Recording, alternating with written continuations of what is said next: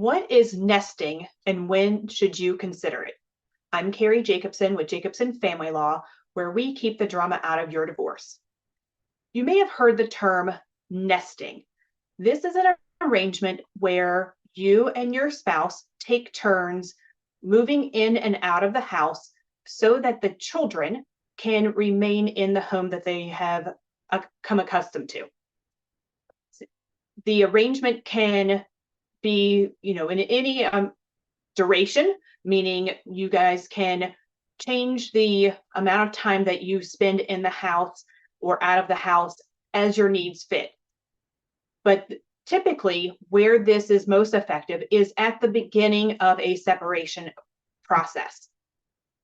This is so that the kids can get used to the fact that you and your spouse are in the process of separating and divorce, and there's not too much change happening all at once.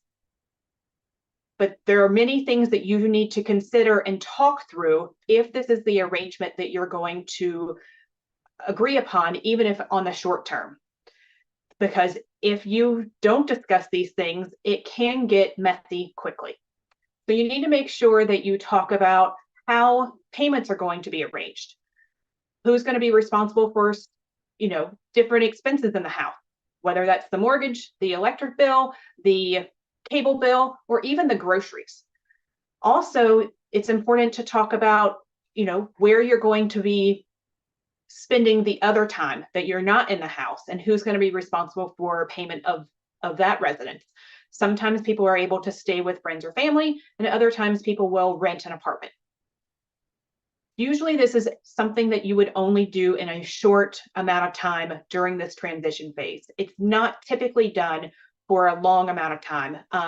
And so it's important that while you're doing this nesting arrangement, that you're really looking at a long-term solution on what the next steps are going to be as you transition out of this arrangement into a more permanent residential situation.